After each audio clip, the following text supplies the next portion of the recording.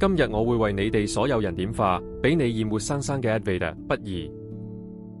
聽好，今日嘅課程專門為咗俾你哋同屋企人同團隊一齊活出不義。坐直，將靈加喺掌心，仔細聽。生命嘅每一種形式，無論你有人嘅身體定係任何身體，任何形式嘅生命，你都只係向住你出發時嘅源頭前進。Paramasiva 特雅 Paramasivatva 究竟嘅 Paramasiva 狀態，你四處遊蕩只係為咗返到屋企，你遊蕩只係為咗返到你屋企。理解呢一個真理，你四處遊蕩只係為咗返到你屋企。聽好 Paramasiva 從摩海拉薩發出嘅啟示。仔細聽，第一個啟示，你嘅意識具有同時顯化多重現實嘅能力。即使你嘅一部分認為你正喺尋求，真實嘅你只係喺覺醒中。嗰個尋求嘅部分需要認出佢核心嘅部分，僅此而已，就係 Paramasiva 特雅。你擁有能力，僅憑你嘅純粹意志，為你嘅生命注入一個核心心境，顯化任何數量嘅願望喺所有領域。呢個就係我今日要揭示嘅 Kalpatru 如意樹嘅核心公式。量子顯化科學。聽好，無數次我總係被問呢個問題：上師，我有太多想顯化嘅願望，如果一個一個等待顯化，太耐啦。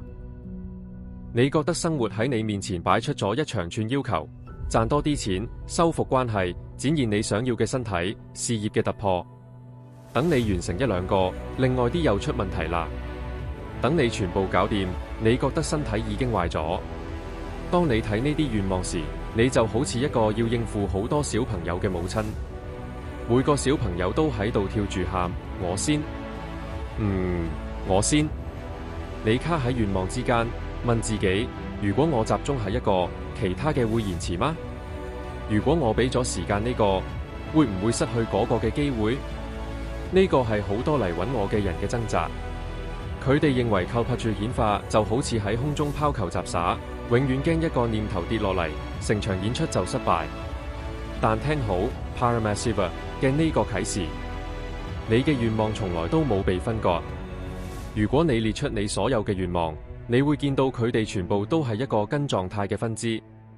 聽好，喺你假設你係呢個身體體嘅嗰一刻，同此相關嘅一切，令呢個身體體保持最佳，同呢個身體擁有最好嘅關係，為呢個身體過奢華嘅生活，為呢個身體健康，一切都源於此。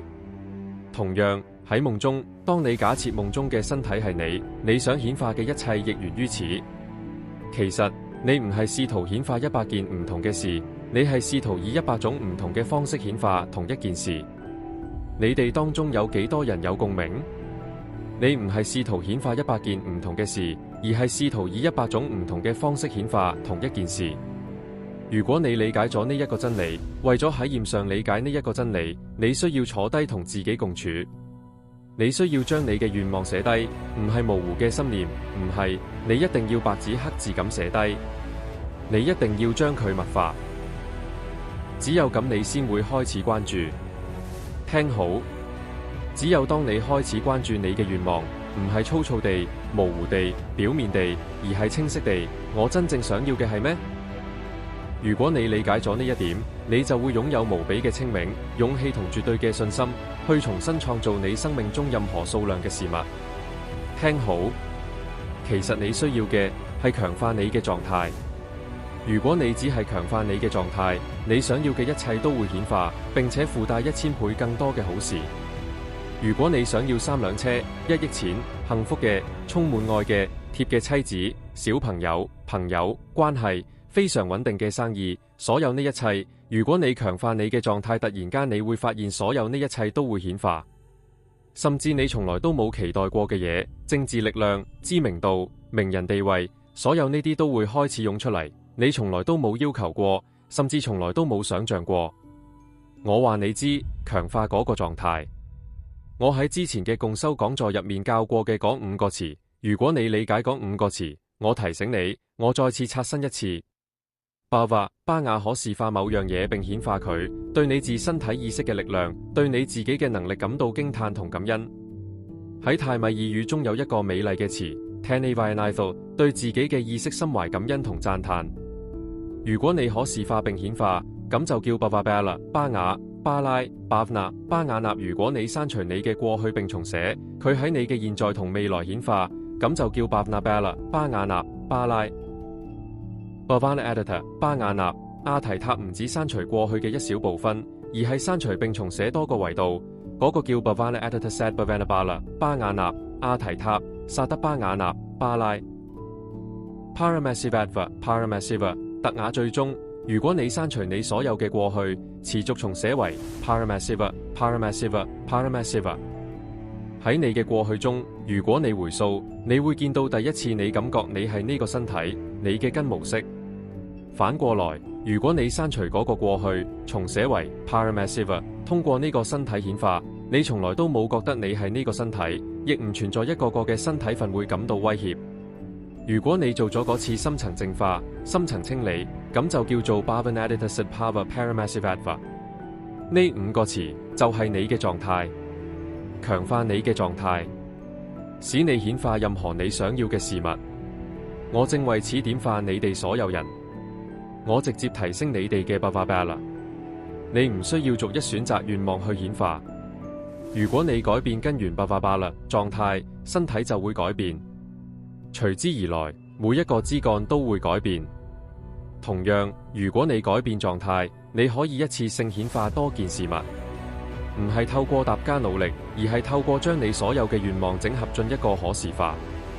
唔係透過分裂你專注力，而係安住於純粹嘅 Yes 性 Paramesiva 嘅 Padatha 實相，嗰個已經包含一切嘅唯一狀態。呢個就係量子顯化嘅精確公式。呢個正正就係克里希納喺《博加梵歌》入面有力宣講嘅 Matter Parataram Nanyat Kinsit Asti Dhananjay May Servamidam Protam Sudamanigana Eva 財富嘅獲得者亞洲那更高嘅真理。一切萬物都連接於我，就好似珍珠串喺線上。星號你所有想顯化嘅願望同現實都連接於我呢一個純粹嘅狀態。你所犯嘅錯誤係認為你需要喺腦海中持守10個唔同嘅可視化。一個為錢，你需要想象化你嘅銀行賬戶有1億美元；一個為愛，你需要視化有愛你嘅人圍住你；一個為健康，你需要一個健康嘅身體；一個為成功，你需要一個健康嘅身體。當你試圖令佢哋全部存活，一個一個顯現，或者你試圖一次性將佢哋全部寫低，複製你嘅努力，你變得疲憊，開始覺得顯化好難，佢對你唔起作用。你嘅心智變得唔安，你製造咗更多問題。當我喺重寫嘅時候，我感受到咁多痛苦同過去情緒。然後你指責所有人，有時甚至包括教你顯化科學嘅古老。仔細聽，我話你知，呢個唔係顯化嘅運作方式。顯化唔係透過加倍努力發生嘅。一個人唔可以侍奉兩個主，唔係惡呢個愛嗰個，就係從呢個輕嗰個。盲點在於你認為你嘅願望係注意力嘅競爭對手。你認為如果我專注關係，錢就會等待；如果我試圖顯化錢，健康就會被遺忘。呢個就係整個問題所在。世界唔係咁樣創造嘅。你嘅願望唔係你嘅敵人，你嘅願望彼此之間亦唔係敵人。佢哋唔係10個唔同嘅主人喺度爭搶你嘅侍奉，佢哋係同一個存在者嘅10件唔同嘅衣裳，嗰個存在者係你。所有你嘅願望都源於你自我概念之根 Ahambhava 我執狀態。你喺內在空間中持續發酵嘅你。當你將自己認同於你冇，你需要達成啲咩，你就會見到生活充滿分裂嘅願望。聽好，我2行話將成件事講完，將你所有嘅願望放入一個可視化。如果嗰個場景係真實嘅，你所有嘅願望都會實現。比如你嘅銀行賬戶有1000億，一座大宮殿，嗰啲真正愛你同你愛嘅人，同佢哋一齊擁有全部健康，你坐住享受最好嘅一餐，你想要嘅所有嘅快樂同愉悅，內在外在都有。就畫嗰幅畫，你會見到嗰個永遠係終極。即使你唔識神呢個詞，嗰個場景會代表神嘅顯化，因為只有喺嗰種顯化中，你所有嘅願望先會實現。就持守嗰個場景，安住於你嘅內在空間，佢會顯化。當你活喺嗰個Bhava入面，你係完全嘅、圓滿嘅Purna嗰個滿足嘅狀態。嗰陣你會睇到所有嘅願望已經連接埋一齊。你揾到咗根，唔澆灌根，枝幹就會枯乾。好多人問我，上師，我唔應該想象可視化每一個細節咩？我話你知，細節係果實，唔係種子。你唔係以手上拎住10個果實開始嘅，你係以一個活嘅種子開始嘅。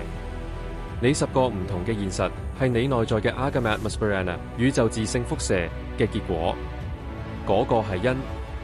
所以當你追逐每一個願望，試圖可視化每一個細節，嗰個係徒勞嘅。你需要做嘅係作用於因，而唔係果。終點唔係記住10件分開嘅事，而係記住喺你想顯化嘅Bhava入面，你係邊個。所以而家仔細聽，我想話你知嘅核心係刪除過去中你覺得你係一個個嘅記憶，重寫為你係Paramasiva。呢個就係關鍵。當你作用於因果，自然會變。聽好，問你自己，如果我所有嘅願望已經實現咗，我係邊個？當答案喺你內在提升時，步入嗰個身份，感受佢係真實嘅，安在其中，以絕對嘅確信行走，佢已經發生咗。好快呢個世界將別無選擇，只能彎曲順應你嘅意思，彎曲影射你嘅Bhava。你哋當中有幾多人聽過15年前我講嘅宇宙別無選擇，只能跟隨我？你睇，佢真係顯化緊。呢個就係我解密緊嘅精確秘密，海拉薩嘅覺醒檔案，海拉薩情報機構企嘅覺醒檔案。感受佢真實，安在其中，以絕對嘅確信行走，佢已經發生咗。世界將別無選擇，只能彎曲順應你嘅意志，彎曲影射你嘅Bhava。呢個就係核心。一次性顯化多件事物嘅精確秘密，唔係朝20個方向奔跑，唔係加倍努力，而係整合為一個可視化，一個包容一切嘅狀態。唔好追逐碎片，安住於整之中，存在嘅完全滿足Paramasiva嘅純粹自在。唔好將顯化同境遇掛鈎，佢哋只係果，唔係因。你唔需要監控你嘅願望，你只需要問：如果我作為Paramasiva活住同輻射住，我會係點樣嘅？如果我擁有所有嘅財富、豐盛、喜樂、健康，一切，我會點樣行走？我會點講嘢？我會點樣感受？詳細咁答嗰個問題，並持守嗰個Bhava。嗰個答案會塑造你嘅世界。唔好話俾自己知你需要喺錢同愛之間選擇，喺工作同健康之間選擇。嗰個係懷疑嘅語言，係 SDHD 自我懷疑、自我破壞嘅語言。我並冇要你選擇，我係要你活喺Bhava入面。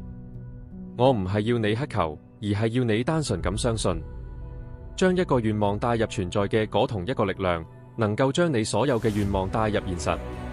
你嘅意識唔受數量限制，佢只知道你佔據嘅狀態，你安住嘅Bhava。如果你咁做，成個宇宙都會運作，向你展示你已經喺內在中睇到嘅一切。電話會響，門會打開，會議會發生，睇落分離嘅事物將以完美嘅秩序匯聚。佢可能唔會以你思考、想象或計劃嘅方式到來，但係佢會以佢自己嘅方式到來。因為你嘅Bhava，即使被感官否認，如果堅持下去，都會凝固為事實。呢個就係宇宙法則。停止將你嘅能量散落喺1000個微小嘅願望上，將佢哋聚集成一個強大嘅Bhava。我係圓滿嘅自我，喺嗰個自我入面，每一個願望已經存在。從嗰度活住，你會見到證明喺你眼前展開。而家我點化你哋所有人進入嗰個狀態。放鬆進入Purnava圓滿 Paramasiva 狀態，知曉佢已經完成。你哋所有人都應該重新聽呢個共修講座，至少聽2到3次，只有嗰陣你先會內化並理解。